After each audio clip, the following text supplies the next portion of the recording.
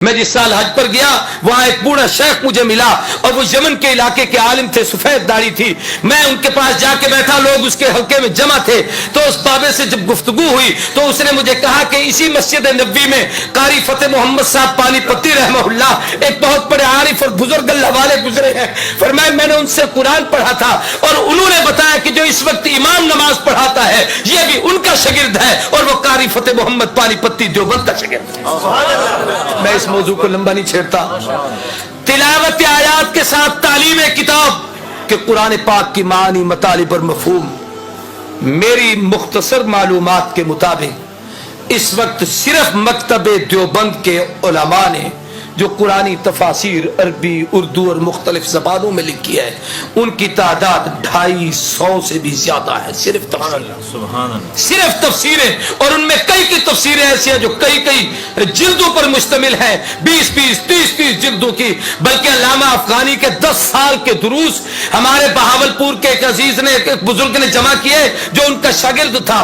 10 سال کے درس سے قرآن کو اکٹھا کیا، 10 جلدیں بنی. قرآن کا صرف پہلا پاؤ مکمل ہوا. کیا علم ہے ان لوگوں کے پاس، آدمی اس کا تصور نہیں کر سکتا. تیسری چیز ہے تعلیم حکمت کہ شریعت کے احکامات اور مسائل. یہ مجھ سے پہلے کہہ رہا تھا عزیز رشیدی کہ ارے بھائی ایک گنگوری جیسا فقیہ پیش کرو، ایک مفتی کفایت اللہ دہلوی پیش کرو، ایک مفتی عزیز الرحمان دہلوی پیش کرو، ایک مفتی محمد شفیع پیش کرو، ایک مفتی محمود پیش کرو جو اپنے اپنے میدان میں فقاہت کے وہ امام اور مجتہد اور شہنشاہ تھے کہ بڑے بڑے لوگوں نے ان کے سامنے گھٹنے ٹیک دیے. اور میں اگر اس موضوع کو چھیڑوں تو لمبی باتیں ہو جائیں گی. علم تفسیر کی خدمت کی ہے تو ان لوگوں نے، حدیث کی خدمت کی ہے تو ان لوگوں نے، فقہ کی خدمت کی ہے تو ان لوگوں نے، مدارس کا جال بچھایا ہے تو ان لوگوں نے. کسی نے حضرت شیخ الہند مولانا محمود الحسن رحمہ اللہ جو دیوبند کا سب سے پہلا شاگرد تھا، استاد بھی محمود ہے، شاگرد بھی محمود ہے. ایک چھوٹے سے انار کے درخت کے نیچے ایک استاد اور شاگرد بیٹھ کر علم کو سیکھ رہے ہیں. اور شاگرد محمود نے جب وہ محمود حسن بن گئے، علامہ زمان بنے، تو کسی نے کہا حضرت آپ کی کوئی تصنیف تو ہمارے سامنے نہیں آئی، آپ اتنے بڑے علامہ کہلاتے ہیں. فرمایا میاں میری تو ہر میدان میں تفسیر ہے، تو میری تصریف ہے، کس میدان کی تصریف دیکھنا چاہتے ہو، کون سی کتاب پڑھنا چاہتے ہو؟ اس نے کہا جی ہم نے تو کوئی نہیں دیکھی. فرمایا میرے قرآن کی تفسیر میں اگر کوئی تصریف دیکھنا چاہتے ہو شبیر احمد عثمانی کو دیکھ لو، علم حدیث میں میری کوئی تصریف دیکھنا چاہتے ہو میرے شاگرد انور شاہ کو دیکھ لو، اگر فقاہت میں میری کوئی تصریف دیکھنا چاہتے ہو میرے عزیز الرحمان اور کفایت اللہ کو دیکھ لو. فرمایا اگر تم لوگ میری تصریف کو دیکھنا چاہتے ہو، سیاست کے میدان میں کچھ پڑھنا چاہتے ہو میرے شاگرد عبید اللہ سندھی کو دیکھ لو. اگر تم میری تصریف پڑھنا چاہتے ہو جناب والا تاریخ کے میدان میں مجھے کچھ دیکھنا چاہتے ہو میرے ایک ہی شاگرد تصوف کا امام اشرف علی تھانوی کو دیکھ لو. میرے اگر تم میرے تدبر اور حوصلے کو پڑھنا چاہتے ہو میرے شاگرد حسین احمد مدنی کو دیکھ لو. میری دعوت و تبلیغ کو دیکھنا چاہتے ہو میرے الیاس کو دیکھ لو. میرا ایک ایک شاگرد ایسا ہے. میں علی وجہ البصیرت کہتا ہوں تاریخ میں 2 انسان ایسے گزرے ہیں جن کی شاگردوں کی مثال دنیا میں نہ پہلے پیش ہوئی نہ قیامت تک پیش ہو سکے گی. پہلے دور میں امام اعظم نعمان ابن ثابت ابو حنیفہ امت کا وہ فقیہ اور مجتہد تھا جس کے شاگرد ایک شاگرد ایسا تھا جس کی مثال دنیا نہیں دے سکی. یا دوسرا شیخ الہند مولانا محمود حسن رحمہ اللہ ہے جن کا ایک شاگرد ایسا ہے جو اپنے زمانے اور اپنے فن کا امام ہے جس کی مثال دنیا میں نہیں. میں اس موضوع کو لمبا نہیں کرتا، میں مختصر بات عرض کرتا ہوں.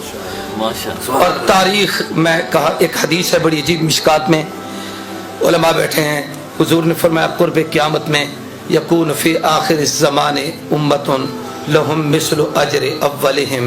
آخر دور میں ایک جماعت آئے گی، وہ پہلوں کے نقش قدم پر چلے گی، ان جیسے کام کرے گی، اللہ ان پچھلوں کو ان جیسا اجر دیں گے. آگے بڑی لمبی تفصیل ہے، میں صرف اسی کا ایک خاکہ عرض کرنا چاہتا ہوں. تاریخ نے اپنے آپ کو دہرایا کہ اگر پہلے دور میں امام اعظم نعمان ابن ثابت ابو حنیفہ گزرا جس کی فقاہت کی دنیا مثال نہ دے سکی، تو اس دور میں رشید احمد گنگوہی گزرا، علماء دیوبند کا وہ عظیم فرزند جس کی مثال دنیا نہیں پیش کر سکتی. اگر اس دور میں احمد ابن حنبل استقامت کا کوہ گرا تھا تو تاریخ نے محمود حسن وہ پیدا کیا जिसकी मिसाल दुनिया नहीं दे सकती। पहले दौर में एक उस्ताद और शागिर्द ने बैठकर इकट्ठी तफसीर लिखी, मदारिस में पढ़ाई जाती है, जिसका नाम जलालैन है। तो अल्लाह ने हमारे अकाबिर में एक उस्ताद और एक शागिर्द, अल्लामा शब्बीर अहमद उस्मानी शागिर्द, शेखुल हिंद मौलाना महमूद हसन उस्ताद और शागिर्द ने बैठकर वो तफसीर लिखी जिसकी मिसाल दुनिया नहीं पेश कर सकती। मैं कहता हूँ पहले दौर में अगर अल्लाह सलाम करोड़ों जजा अता करे, बुखारी की कब्र पर अल्लाह रहमत नाज़िल करे, इमाम बुखारी ने बुखारी लिखी है तो उसको समझाने के लिए अनवर शाह कश्मीरी ने जो उसकी शरह लिखी है, तारीख में आज तक उस जैसी किताब नहीं आ सकी।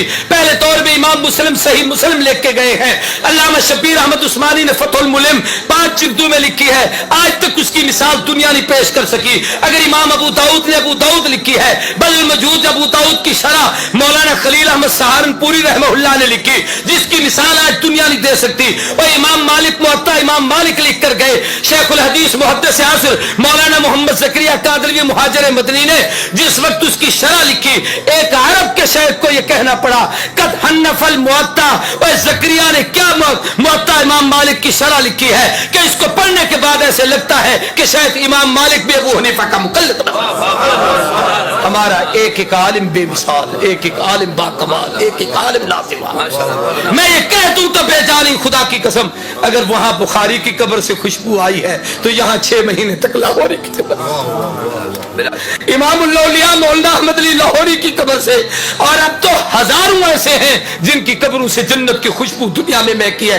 अल्लाह ने दिखाया है कि ये वो अहले हक हैं, यही वो लोग हैं, ये वो अल्लाह के बरगुज़ीदा लोग हैं जो पैगंबर के उस मिशन की तकमील कर रहे हैं जिस मिशन के लिए अल्लाह ने अपने नबी को दुनिया में भेजा था।